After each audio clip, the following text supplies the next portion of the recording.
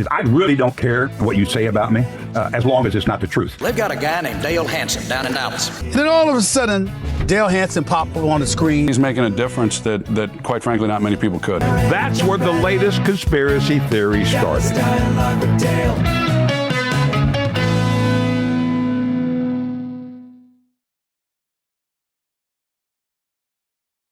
Hola, shalom, and hey there, neighbor. Welcome to the latest episode of Dallas Dialogue with Dale Hansen, brought to you by Northwestern Insurance. I'm your host, Mark Villasana, and joining me as always is my BFF, marketing manager for Northwestern Insurance, Miss Lila Levy. Shalom, Lila. Hola, Mark. How are you? Good, good. How have you been doing, my friend? Good, good. Hey, Knicks in 5.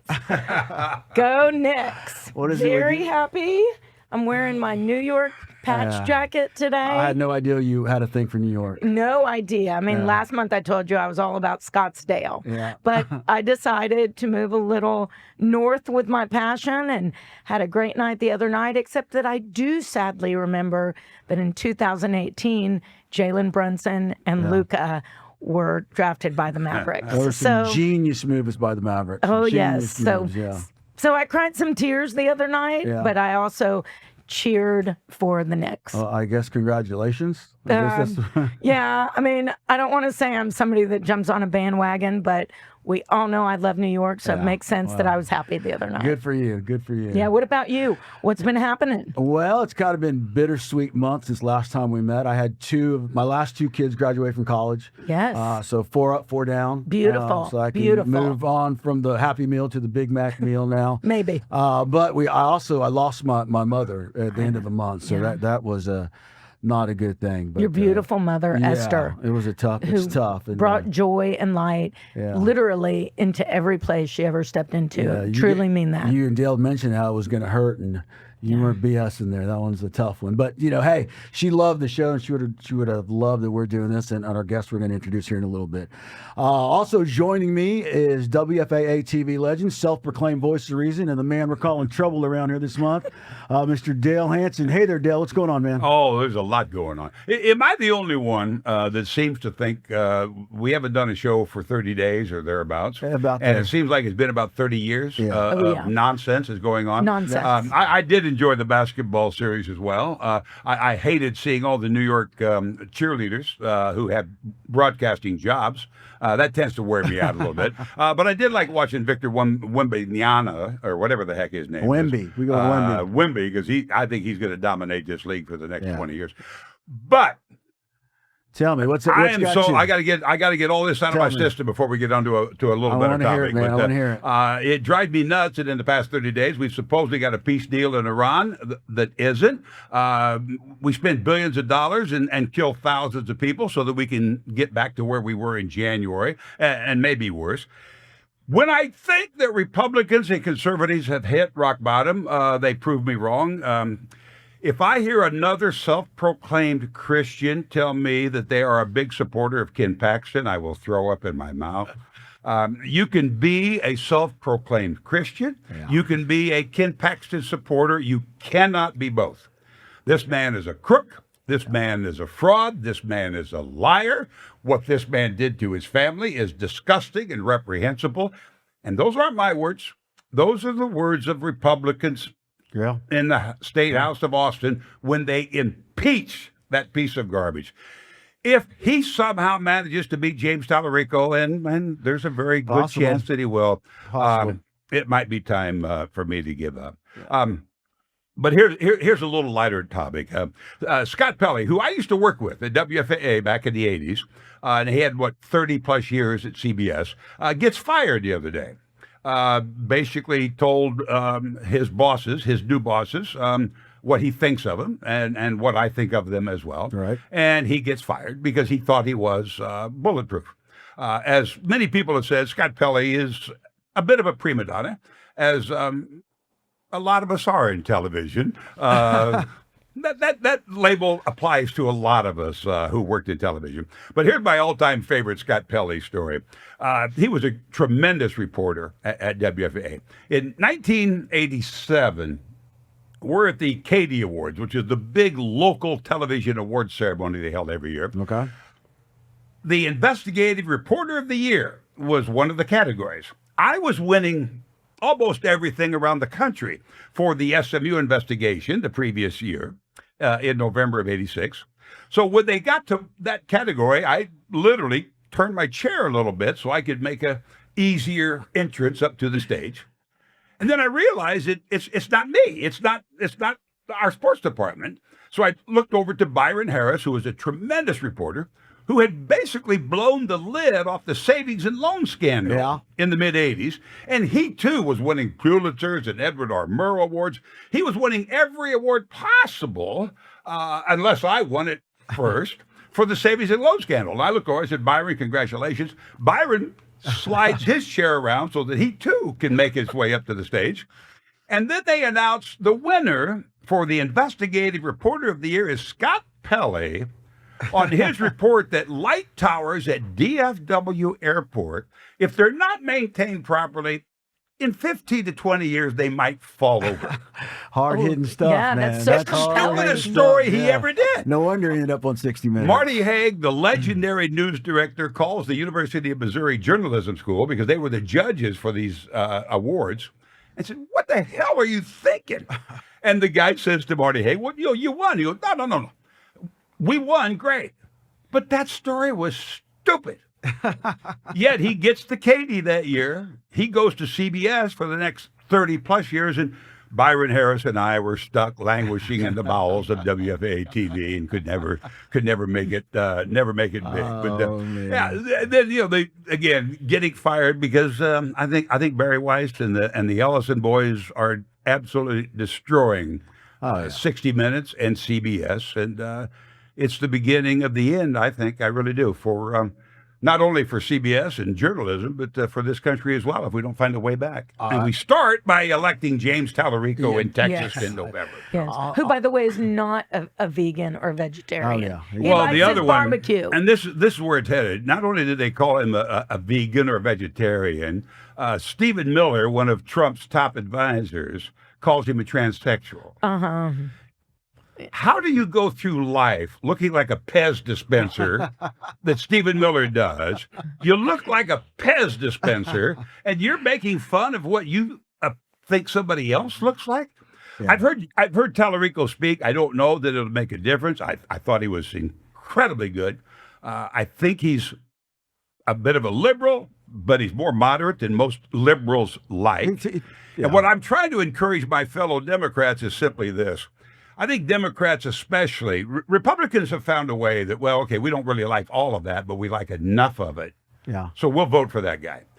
Democrats have a litmus test, and if you check any box that you do not pass, then we don't vote for you.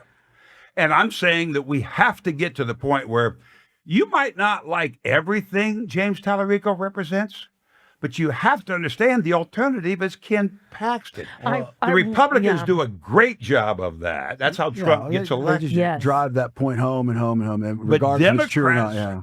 And I used to do it. It's one of the main reasons. I said this in a commentary years ago. It's why I didn't vote for so long. They had to pass every part of my litmus test. And if they didn't pass it all, then I just didn't bother to vote. And as I said, if you're not willing to vote for what you consider to be maybe the lesser of two evils, sometimes the most evil person wins. So I'm strongly hoping that people will realize this and vote for James Tallarico in November. I hope so too. I'm on the same page with you because ironically, Mark and I had a very similar conversation yesterday, exactly with what you just said in the last minute of the discussion. That don't just take off a little bit. Because Republicans, they stand behind their guy, even if their guy's the devil. Yeah. And Democrats don't do that. And so we're right there with you. They've already done it. Republicans in D.C. and Austin have come out against Ken Paxton prior to him beating John Cornyn. Right. I wouldn't have voted for John Cornyn, but this is not my argument against conservatives. It's not my argument against Republicans. I have, believe it or not, voted for some Republicans in the past. But the Republican Party has lost its way. And yet they know how bad a man, what a disgusting human being Ken Paxton is. They have said so repeatedly. Oh, he wins the nomination, And then you have to vote and now for they're him. scrubbing all their websites, Yeah. and Ken Paxton's our guy, because they do play on one team and Yep, one team one only. team only, And right. Democrats make the constant mistake of, he made this joke the other day that I didn't really like, or he's not as crazy about this particular issue as I am, so I can't support him if he won't go that far.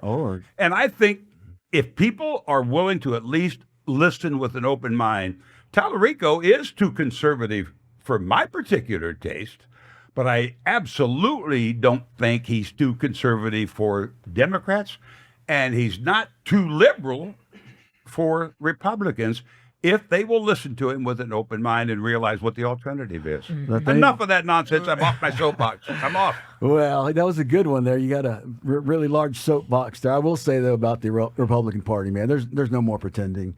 It's the end game of Trumpism when you're putting Paxton out there as your nominee. I mean, you can't say there's morality or character involved at all. It's just we're going to vote for this guy because he's our guy, right? And the scary thing about it, I was back in Iowa for my high school reunion, my 60th high school reunion, and I walk into my buddy's house where I was staying. He's been a great friend of mine since we were like a year old in the crib together, and he has Fox on all day. That's all he watches. He said, "Oh, you can change the channel if you want." I said, "No, I just want to watch this for a while." So we watch Fox from like 4 o'clock in the afternoon till like 10:30 at night. And my brain just turned to mush. Did your head explode, man? The next day, we start talking a little politics, just a little, because, believe it or not, I don't beat everybody down with it. At least I try not to. And I do think he's symptomatic or emblematic of the problem we have. I started telling him about this, that Trump has done or Trump has said, the slush fund and the no tax investigations and everything. He didn't know anything about it. And I said, well, what about when he said this? He didn't know. Now, I don't think he's the most actively involved political follower like maybe I am, maybe like I think you are. But I know for a fact that if you watch Fox all day, and I was doing it the next day, you would tune in on MSNBC, they're talking about the Iran situation. You tune into CNN, they're talking about the Iran situation. I'd go back to Fox, they're talking about the black guy that killed a white kid in Texas. Right. I go back, MSNBC's moved on to the Epstein files, CNN's moved on to the investigation about Trump's slush fund. I go back to CNN, another black guy killed a white guy in New York. Yeah. All day, every day. And then I would ask my buddy Keith about, how do you really feel about this? How do you justify this in your support? And he honestly didn't know. Because you're not going to hear it on Fox. Well, definitely the media landscape has changed, and we'll get into all that. Let's go ahead and take a quick break right there. And when we come back, we have a very special guest. Really excited to talk to this legend. You've been listening and watching to Dallas Dialogue with Dale Hansen, and we'll be right back. What does coverage under the sombrero actually mean? It's a term at Northwest Insurance Agency that we say with pride, because to us, it means taking care of people the same way we take care of family. Whether it's your car, your home, your business, or your life, we take the time to understand what matters to you and make sure it's truly protected. No call centers, no runaround, just real people, honest advice, and coverage you can trust. That's coverage under the sombrero. Northwest Insurance Agency. Insurance done the family way. Give us a call at 214-352-5656 or visit us at nwagencies.com. Northwest Insurance. Okay, we are back on Dallas Dialogue with Dale Hansen. Guys, I'm really excited about this. Let's go ahead and get into our guest.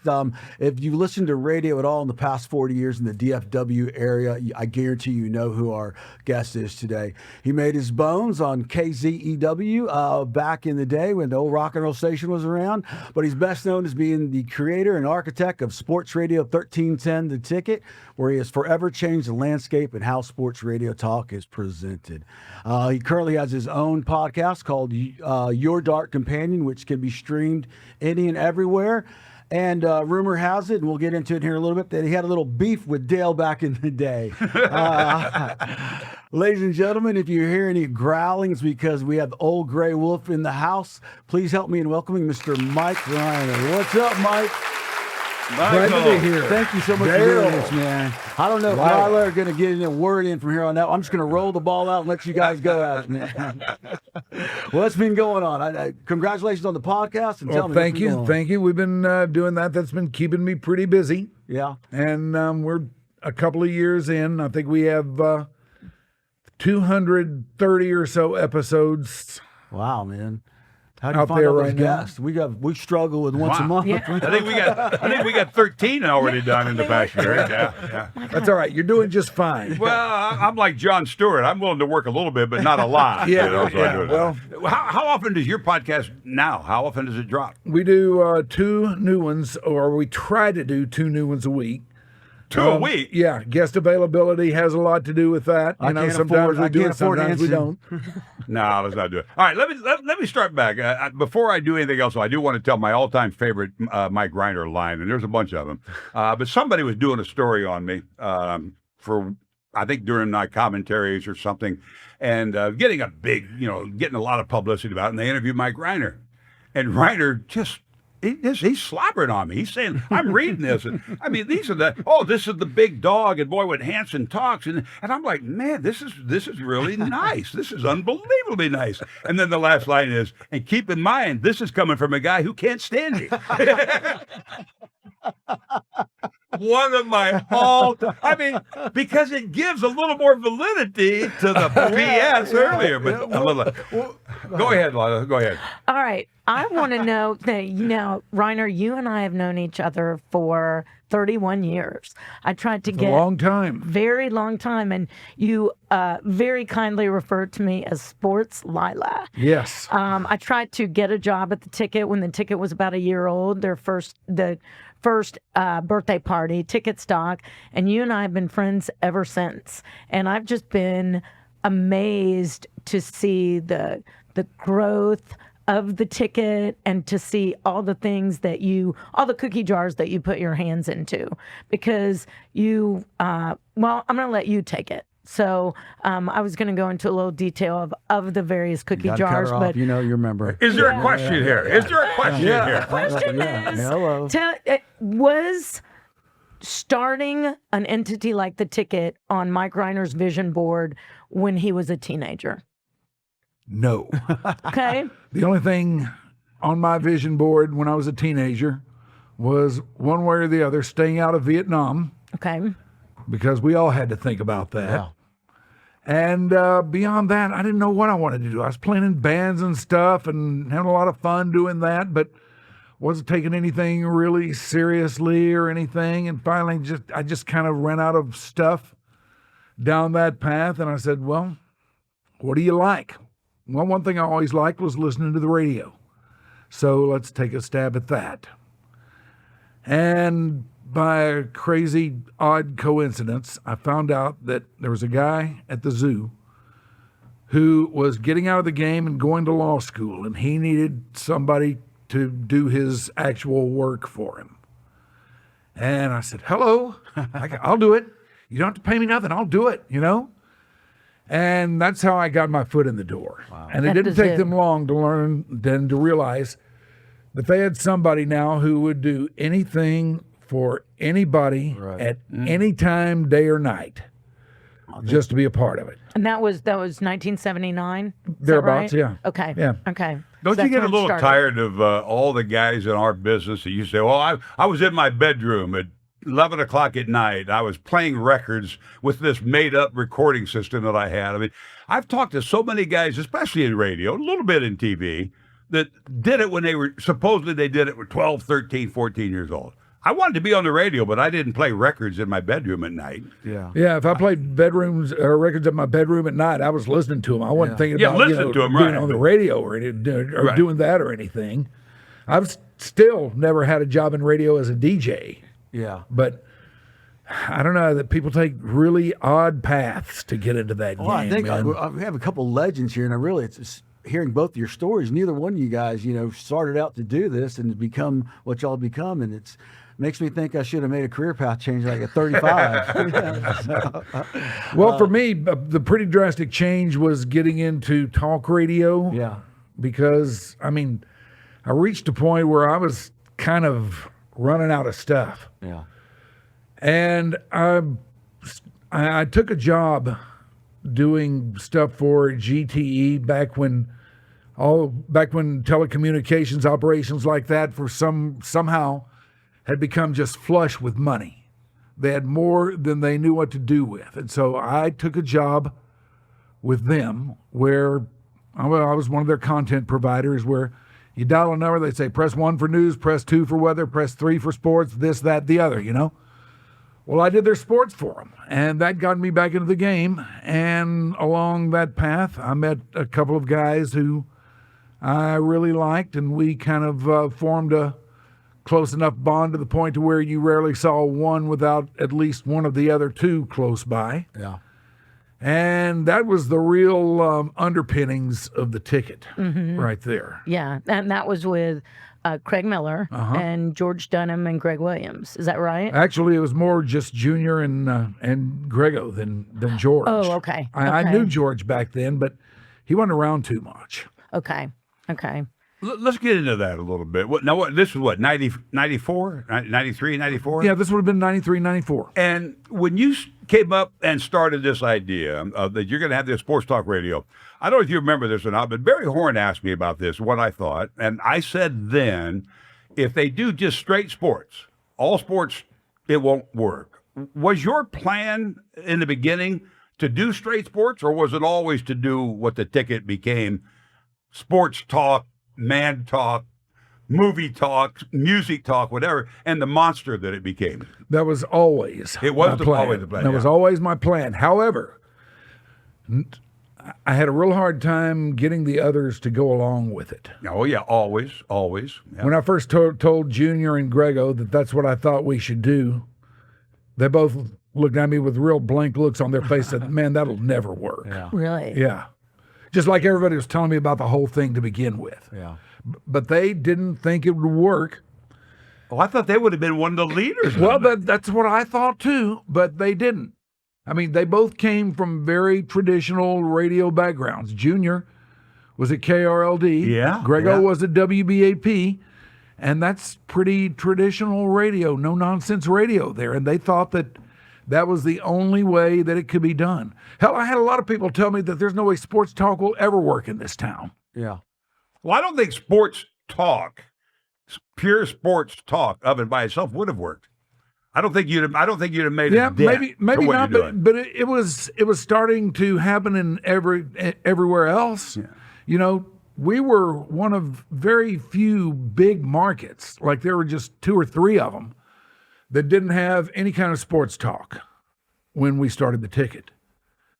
Yeah. So there were a lot of people out there who looked askance on it, but I didn't stress the idea that we were going to do some other stuff too. I just kind of snuck that in the back door. Was it your dumbass decision to hire Skip Bayless in the mornings? It was. I'm going to give you the opportunity to apologize to America right now. America, I apologize. I apologize for furthering the path of that cretin. How he's managed to stay on course, I have no earthly idea. Yeah. But I found out why everybody thought of him the way that they did. Yeah. And there's a good reason for it. Yeah. Now, how long was he with the ticket? 26 years. No, how long was? Was he? Yeah. 1 year. Just okay. Yeah. About 10 months. You That's how brought long the in contract ran. This creative idea of creating the ticket, and then you teamed up with Spence Kendrick. Is that right? Did he provided the financial backing? Yeah, and there was a third. Jeffrey Dunbar was the third. The 2 of them and me were the ones that did it. Spence was the money guy. Jeff was the operations guy, if you will. And my job was to go find the guys. And we did. You mentioned that they weren't buying into the bigger picture plan at the time. How long did that take? Really not long at all. I mean, Grego and I started doing it on the first day. And actually, Grego and Junior and I used to sit together at Ranger games in the old Arlington Stadium. that press box down the right field line. I know you never went there because you were too big time. No, I actually went there and heard you grumbling about the fact that I was complaining all the time about this place. Shut up, Hanson. You actually am spoiled. I think he called me a prima donna, if I'm not mistaken. But I might have. But we would sit up there and we would cut up a good bit during games. And those were really the real underpinnings of the ticket. That's where we really cut our teeth. And before long, I started to notice that there were a lot of guys up there who would come down there and sit around us just to either listen or try to get involved, which we didn't allow. If you want to sit there and hang out and listen to what we're saying, fine, but don't talk to us. I'm aware. No. So you talk to these guys. You approach Spence about putting this together, or did someone... Actually, Jeffrey and I cooked up the idea. Yeah. And what was his reaction when you first approached him? What Spence's reaction? Yeah. I didn't. Jeffrey did. Okay. Yeah. Okay. But Jeffrey and I used to talk about why there was no sports talk here, and we, the more we talked about it, yeah, the more it seemed like a very natural, very logical thing, but I didn't ever see it going anywhere until one day the phone rang and it was Dunbar and he was saying, "Hey, I think I've found a guy who wants to do sports radio." Yeah.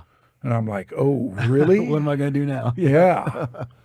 Yeah, so you put together your team and then you get going. And Well, I had to do a little vetting out of Spence first. Okay. And talk to him and, tell him what I had in mind and just really more sell myself to him than anything else, that I could do this. Yeah. When all the time I had no freaking idea if I could do it or not. Man, I was winging it. Yeah. I had no idea. Yeah. But in winging it, you had the inner confidence. You had the confidence in yourself that, okay, I'm winging it, but I have this vision of something and I think I can do it. Would that be accurate? I thought I could do it, but as far as to saying I really believed it, I don't know if I could say that. What I did was I just kind of took that whole believe it idea and kind of set it aside and just went about it. Just went as hard as I could, as long as I could, and I was going to go until somebody told me, "Nah, you can't." It's just the ticket was so unconventional from day one, and that's what has made it so great and enjoyable. I mean, everything about it is unconventional compared to, let's say, like The Fan in New York. Yeah. It's and that's what makes it so fun. I've been a listener. I'm almost day one P1. Well, my thought on that back then was that if we were going to do this, we had to find some way to set ourselves apart. Mm-hmm. We had to find some way to be different. And as things turned out, going off on all those different tangents was the way. Did you get a lot of, I think you did, at least in my circles, of, Brad Sham, Randy Galloway, the Blackie Sherrers of the world. Was there a lot of criticism of the style that you were bringing to the ticket? Oh, I'm sure there was.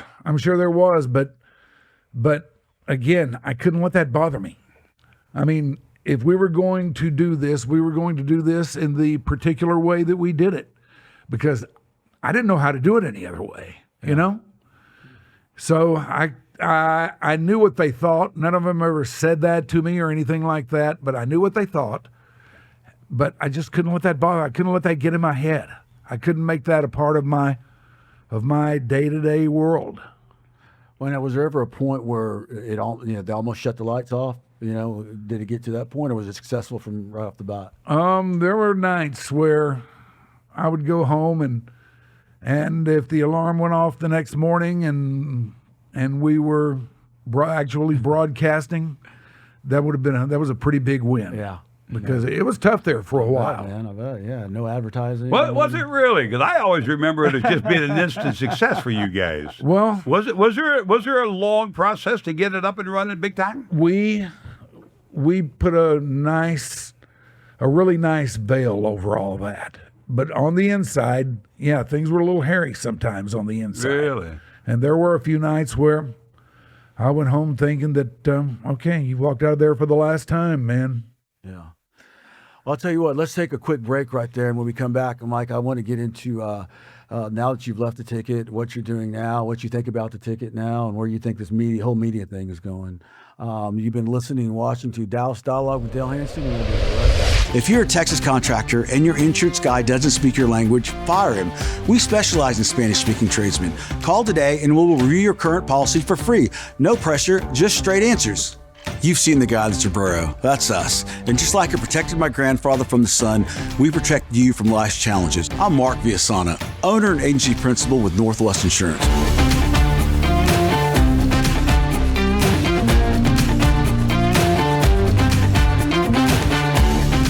I actually heard about NW agencies through a friend of mine who's been using them for years. Honestly, I've been really impressed. They made the whole process so much simpler than I expected. I was always used to dealing with a lot of back and forth, but with NW it was straightforward, and I always felt like they had my best interests at heart. We're a full-service independent agency. That means we don't work for a single carrier, we work for you. We've got access to over 100 carriers, so whether you're insuring your home, your truck, or your electrical business, we'll find the coverage that fits your needs and your budget. It's been a game changer, really. I used to worry a lot about getting the right coverage, especially with my business and home, but now I feel much more confident. They helped me understand my options and made sure I had the right policy for both my business and personal needs. We specialize in helping hardworking folks, contractors, tradesmen, laborers, the people who keep Texas running. Whether you're a framer in Floresville, a roofer in Seguin, or a plumber in San Antonio, we'll walk you through the process in plain English or Espanol. We'll pour you a cup of coffee, talk you through your policy, and make sure you leave with more protection and more peace of mind than you came in with. This is Northwest Insurance. We've got you covered. Northwest Insurance.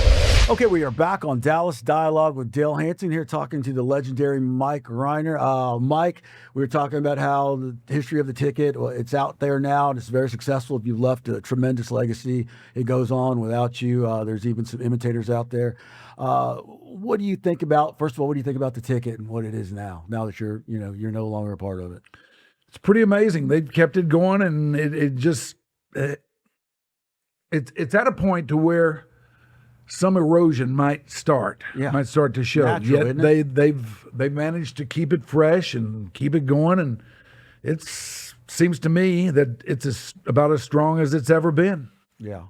So here's the downside. Do we blame the ticket for all the crap that we have out there on the national stages now? I mean, we mentioned Skip Bayless, who I think is horrific. Mm-hmm. But there's a great bit on the Daily Show that they always do where when they talk sports and they say we're legally not allowed to agree with one another. And the Stephen A. Smiths of the world who walk off the set, I'm like, no, he knew at 8:00 that morning he was walking off the set at 11:20. Oh yeah, right. Bayless and all the guys he argued with, they knew where those arguments were going. Of course. I mean, Pat McAfee, the screaming and the shouting and the cussing and everything. Do we blame you for that, or do you take a certain amount of pride that they're all trying to be what you created and just, in my opinion, can't quite do it as well as you guys did? Both, probably. Yeah.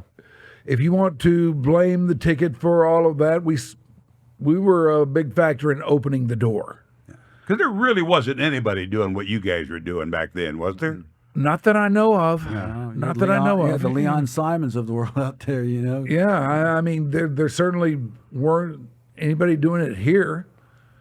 Yeah. I don't know what was going on in other markets. I honestly, I was up to my own ass in alligators back then, Try to stay afloat. Yeah, so I wasn't too concerned about what was going on in other markets, but I guess the ticket does have to take some level of responsibility for that, Yeah. I mean, if you like it, that's great. If you don't, well, blame them. Do you like it now? What a lot of these other stations are doing, TV and radio? I guess. Do you really? I don't know. Really, it just kind of. I just try to cut through all the nonsense, listen to what they're saying, determine what kind of point they're trying to make, figure out if I agree with it and what I think of it. I don't get too caught up in all the surroundings and the window dressing and all that. Do you like it? No, I don't like much of it. I mentioned this a moment ago that I don't like the sportscasters who become just blatant cheerleaders, like we're talking about for the Knicks. And, Right. the sports reporters out there jumping up and down and screaming and, wearing his orange jersey. When we went to the Super Bowls back in the 90s, and Gloria Campos, bless her sweetheart, would just deck herself out in Cowboys clothes and sweat jerseys and earrings and everything. And they wanted me to wear a lot of that stuff at different times. And I'm like, no, I'm not doing that. When I was doing the Cowboys games on the radio, I would actually wear the other team's colors. Just thought it was a stick that I was going to do. Which leads me to my other question, because you and I used to love. You were always Rangers baseball, right? I mean, you loved Rangers baseball. Yeah. But you somehow made an incredible living in Dallas being the anti-Cowboy. And I was anti-Cowboy from like 95 on. You were anti-Cowboy from the get-go. How the hell did you pull that off in this town? Probably because for a long time nobody took me very seriously at all. But was it stick? It could be looked at that way. Yeah. I mean, I've really always been kind of indifferent to the Cowboys from the time I got into the game. But I felt like what I had to do was tamp down the fan thing. Yeah. Because if anybody was going to take me seriously, I couldn't be a fanboy. Yeah. Yeah. So I tried to tamp it down, and in the process of tamping it down, maybe I tamped it down a little too hard. And you were a pretty big fan of the Rangers, weren't you? Oh yeah. I'm an unabashed fan of the Rangers. So when they won the World Series, were you one of those guys screaming and jumping around at the parade at Arlington? No, I didn't go to the parade, but it was the greatest night of my sports life, and it will never be topped. I mean, I don't ask for anything else. I don't ask for any kind of a Stanley Cup or Mavericks championship or Cowboys Super Bowl or anything else. I've had enough. And I think it's really neat that we're here applying the craft in one of the cities that has championships in all four. All of them, yeah. Mm-hmm. Yeah. It's been a while on the Cowboys side, but yeah. If you're listening and you're under 40, ask your parents. Yeah, they'll know. The Cowboys did used to win. Yeah. But pre-ticket days, like when you were growing up in Oak Cliff, were you any kind of a Cowboy fan then? Oh, yeah. Way before the concept of the ticket or anything, were you? Yeah. Actually, my first heavy bit of fandom was with the Dallas Texans. I am a card-carrying member of the Dallas Texans Huddle Club. Oh, very nice. And one of the toughest sports periods of my life, and one of the things that showed the 12-year-old me what a nasty business this could be, was when the Dallas Texans won the AFL championship in 1962 in a thrilling overtime AFL championship game against the Houston Oilers, and then about a month later announced that they were moving to Kansas City. Yeah, that's Lamar Hunt's fault. Yeah. So that broke your heart. Oh, crushed. Yeah. But you know how the Rangers became the Texas Rangers, don't Oh, you? yeah. Yeah, they moved here. I know. I know. I mean, now I've just come to accept there's just no secrets in a whorehouse, you know? Can you say that on this? Yeah. You can definitely say it in here. All right. For sure. So you see all these other stations out now that, and Dale mentioned what sports landscape has become, where it's almost performative art. What do you think about the other station that's here in town? That's basically wouldn't even be here unless you guys started the ticket. Is this the fan? I guess you're speaking of? Yeah. Yeah, we can mention them. Yeah, say it. I like them. Yeah, I like them. You like what they're doing? They're a little bit different from the ticket more... because they are under a serious mandate. Yeah. Or I think they are anyway. Nobody's ever told me this, but I'm just assuming that it is. That they're just under a serious mandate to don't be the ticket. Don't try to be the ticket. Okay. You can't do what they do, so don't even try.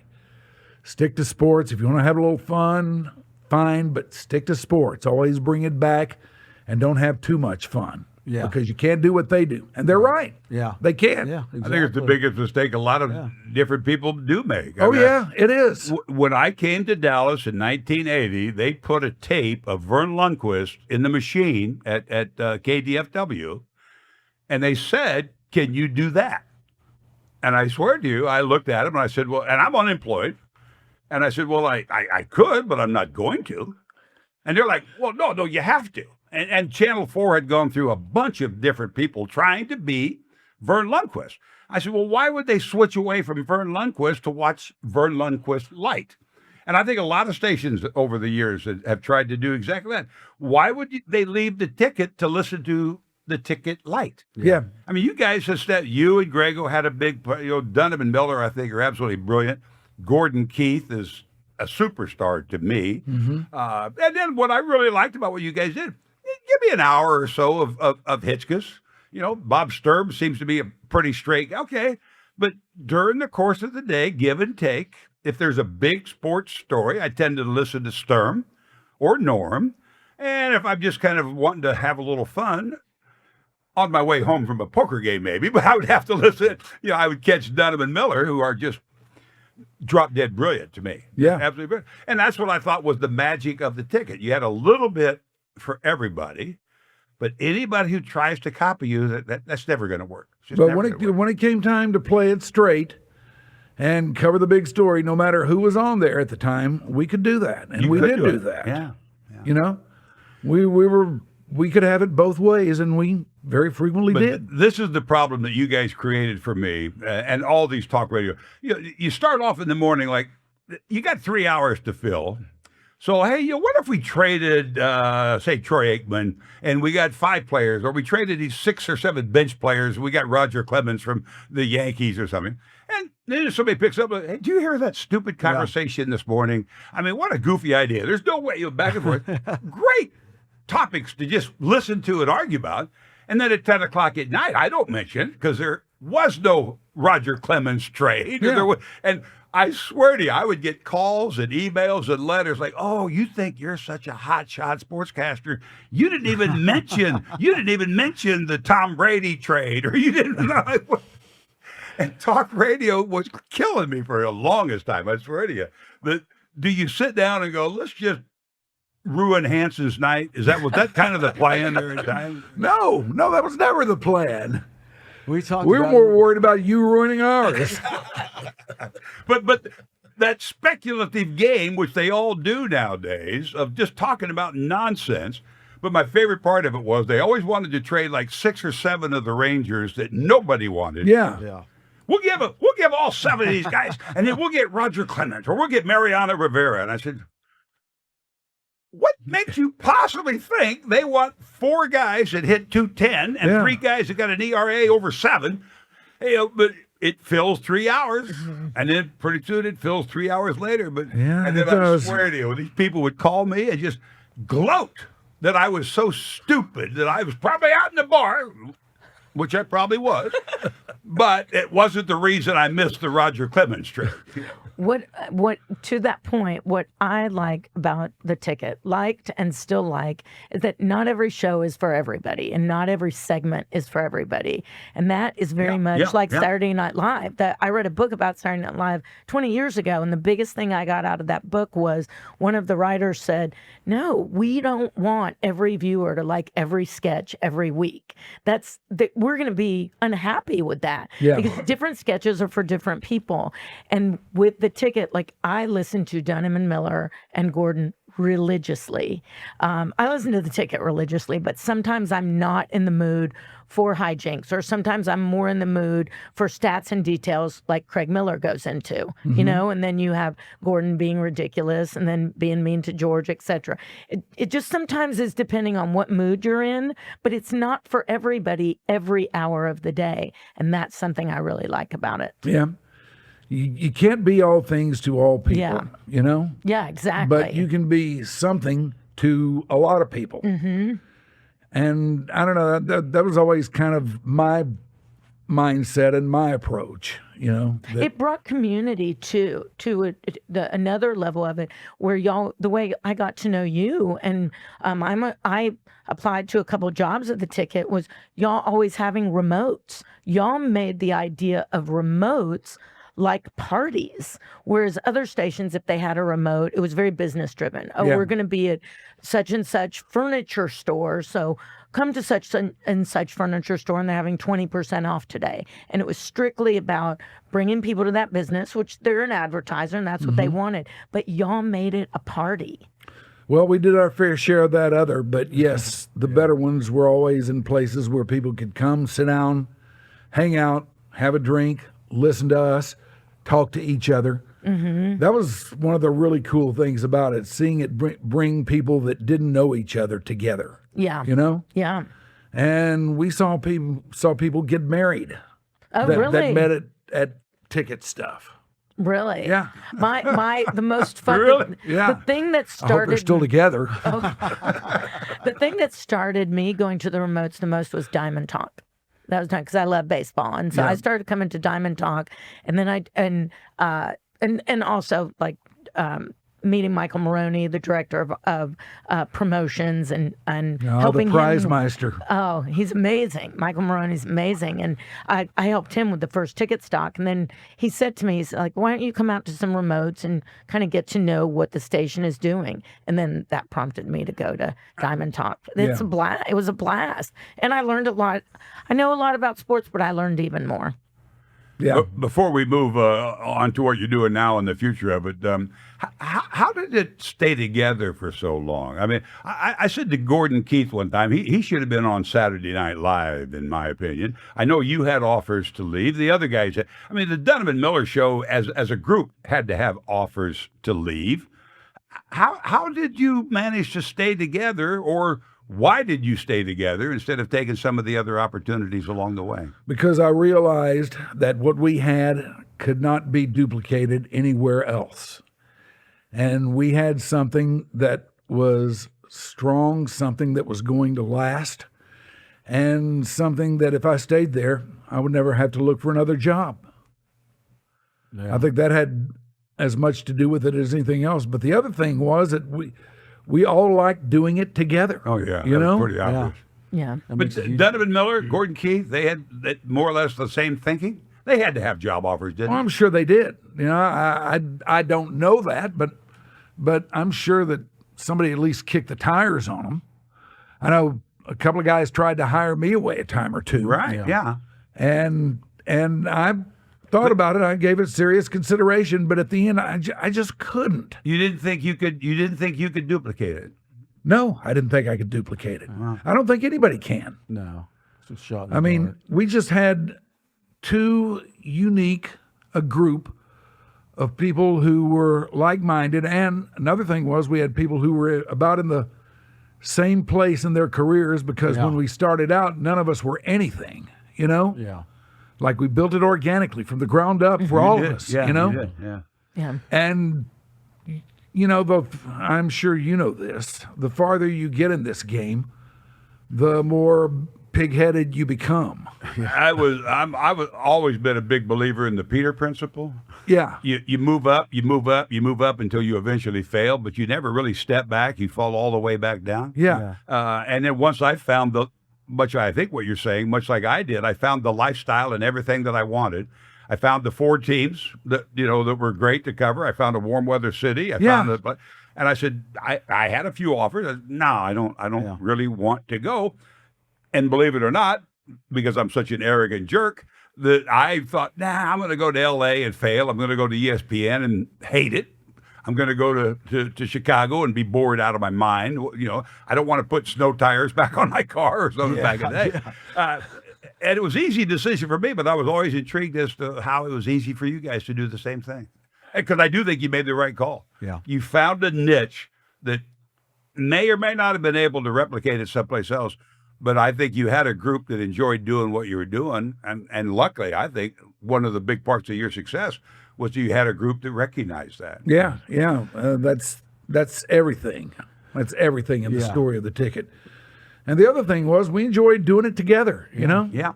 Like I I could actually stand those guys. Yeah. And they can actually stand me more or less.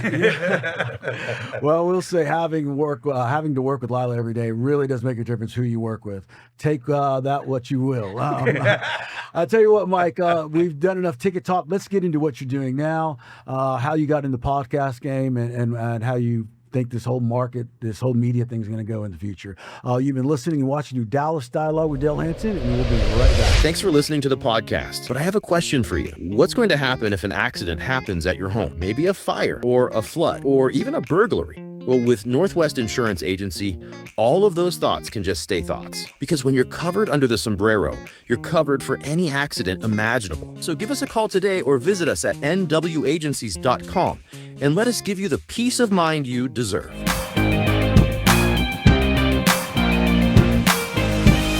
Northwest Insurance. Okay, we are back on Dallas Dialogue with Dale Hansen with Mike Rhyner. Mike, we went all through your ticket history and how you made that a juggernaut. But now you're no longer in the radio game. You're doing the podcast game, and we really invited you here to get some tips, figure out how to do this. Please, we need some tips. I'd say you've got a great handle on it. Well, I appreciate that. Tell me, man, what brought you to the podcast game? Well, when I walked away from the ticket, I figured I was going to want to do something. And a friend started talking up the podcast thing to me. And I thought, okay, I'll give it a try. And there was an outfit up this way that was hosting podcasts and everything like that. And I went on there and did a few with them for probably about 6 months or so. But that turned out to be a place where the guys who ran it just kind of wanted a place where they could get away from their wives and day drink. And then, once the podcast was done... You say that like that's a bad thing. That's kind of like my whole deal over here. No, it's not. It's not. That's a recording hell, I was right there with them, But I did that for a while, and, those guys really didn't have much of an idea what to do with the podcast once they were out there, and neither did I. I didn't understand the social media aspect of it and how that plays in the podcast, which I'm sure you know. No, I don't. No, I'll talk about that. But I'm sure you know it's everything. Oh, yeah. I'm learning that now, yes, and it drives me nuts. Do you like this whole new media ecosystem that we're in? Because I don't understand any of it either. No, I really don't understand it, but it is what it is, and if I'm going to do this, then I got to get with the program to whatever degree that I possibly can. And so do you. I told you I wouldn't. I told them, well, I'll dabble in it a little bit, but no, I'm not going to do it right like I did before. I hate that because you're right. As I've said many times, I don't care what you say about me as long as it's not the truth, and that's the truth. I dabbled in this. I do believe, I'm arrogant enough to believe that if I was 35 or 40 years old again, starting a podcast, I think I would own it. I think I would understand everything about it. I think I would know where you could even find this one. Because I swear to you, people say to me all the time, "Oh, I heard you got a podcast. Where did I get it?" I said, I don't know. Google me and ask. Hell, I know. And they said, "Well, is it on YouTube?" I said, "No." I said, I don't even know. Well, if I go to YouTube, will I find it? Hell, I hope so. I don't. I swear to you. Yes. No, she knows. I don't know. I mean, nor do I really care to know. I still feel, on the one hand, I feel uncomfortable about the style of all of this informational ecosystem we're in. And then on the other hand, I love the freedom of it tremendously as compared to the 9 people above me trying to tell me how to do my job. Because man, that outweighs everything else for me. I don't allow these two to tell me anything, So, I mean, but it's an interesting business, but you're saying that you bought in and you're trying to get into it and understand it all from top to bottom? I'm trying to. It's a slow roll, just because I'm such a social media idiot. But I'm trying to learn it top to bottom. The landscape's changing so quickly, man. I mean, today podcast, what's next? Where do you think it's going to go? What's after podcasts? Are we just going to do personal appearances now, or where's this game going? I think that there are going to be some things from radio that are going to make their way into the podcast scene, such as such as doing remote shows, such as personal appearances. That whole kind of thing that makes you, a little bit more of a podcast personality, if you will. I think that, but that's just for starters. I mean, beyond that, in the big picture of where it's going, man, I don't know. Yeah. Who knows, man? Let me ask you a question real quick. You said you really enjoy the fact that on the podcast you can say what you want, what you do. Do you find it more enjoyable than even the ticket days? There's considerably more freedom there. Yeah. I mean, and we had a lot of freedom at the ticket. Yeah. Yeah. I mean, But you're doing a little bit of everything with your podcast too, though, right? Yeah, I don't have to stick to sports. If I want to have somebody from the music world or from any world, other media people I've known over the years, if I want to have them on, I can do whatever I want.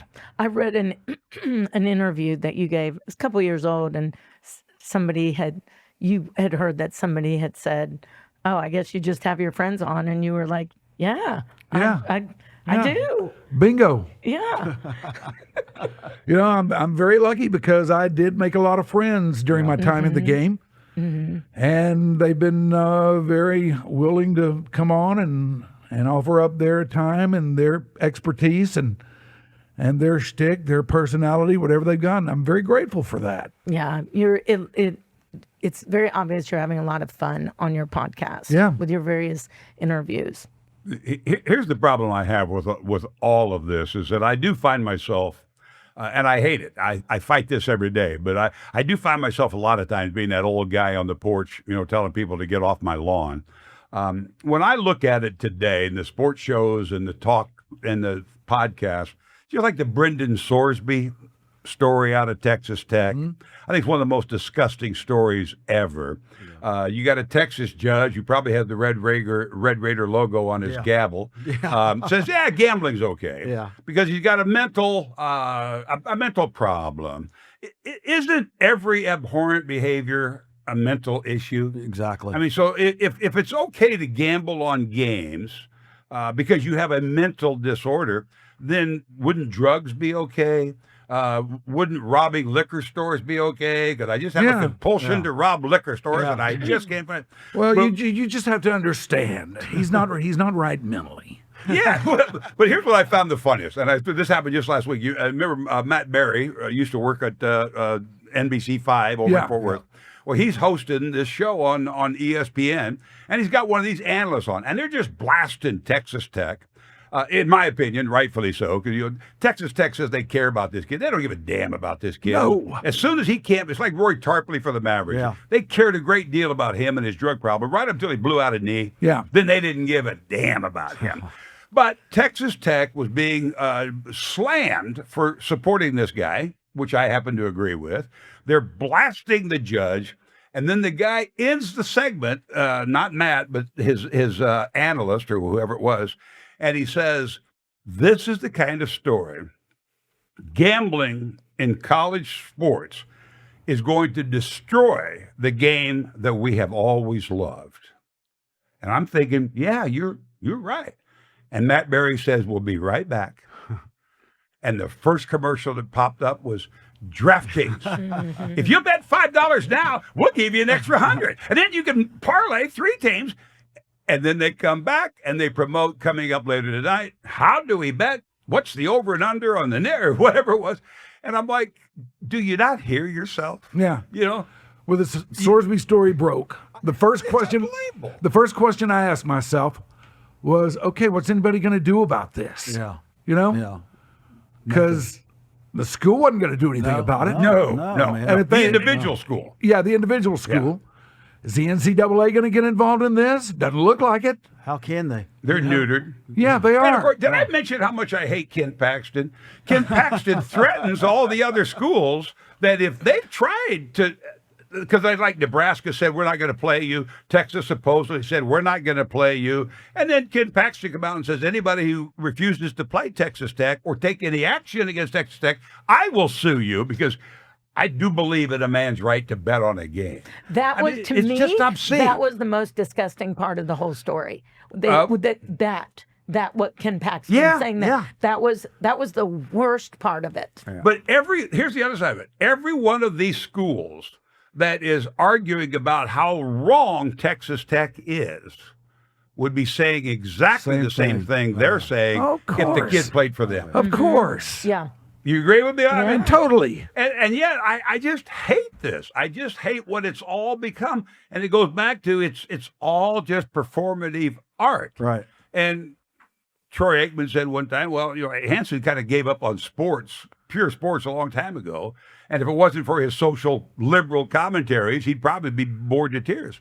And it's true. I mean, that's the only thing that kind of bothered me toward the end of the sports business. And we do some of this, but I prefer more like this, more like, and oh yeah, by the way, we got Troy Aikman next month, so take back everything I said. But we've had a few other issues on the podcast as well. But yeah, I say I don't want to just talk sports. Hey, join us next month. We'll talk to Troy Aikman about the upcoming Cowboys season. There's that podcast freedom, man. Do you find yourself as you're getting into this, and this is really part of my point, do you find yourself as you get into this new medium that I think we're all somewhat struggling to figure out, and yet being tied down a little bit by the old man syndrome of what I still believe in strongly, what we used to do and how we did it, or not? Are you able to break those chains? I think I am. I mean, I really don't equate it too much to the way we used to do it, because I really feel like my old game is in a world of trouble. Yeah. Oh, yeah. Yeah, I do. I mean, don't you? Oh, I absolutely do. But my problem is I think we were really good. I think you were really good. I think the ticket was really good. Well, I think you were really good too. Thank you. Even though you didn't like me at all. But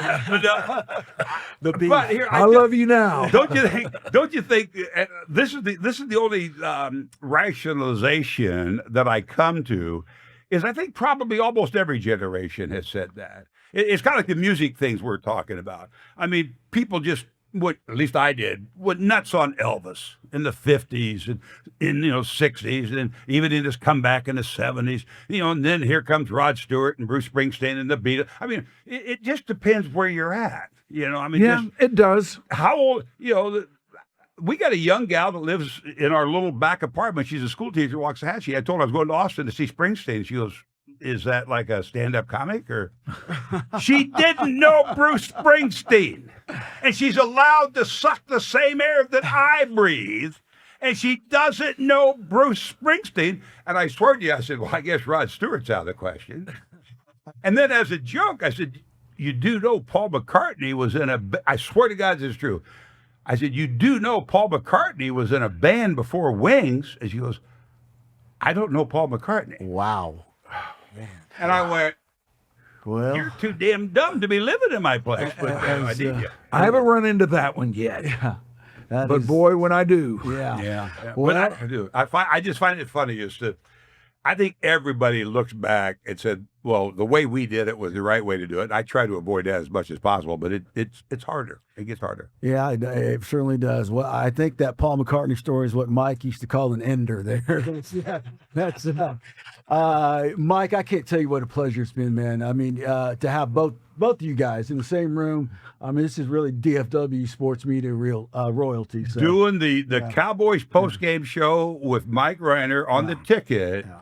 After the games was one of my favorite days because he was just so blunt about I really don't care if they won or lost, and it just cracked me up. And it was a fabulous time. Certainly been a privilege, man, and honor to do this. Dale, tell us what you have for us next month. Next month is that other little strange guy that we'll have to do a little homework to see just exactly what we're going to talk to him about. But Troy Aikman will be sitting here.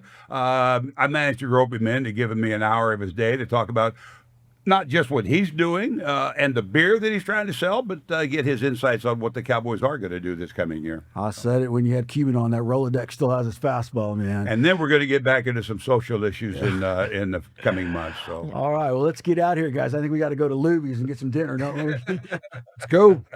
You've been listening and watching Dallas Dialogue with Dale Hansen, and we will see you next month.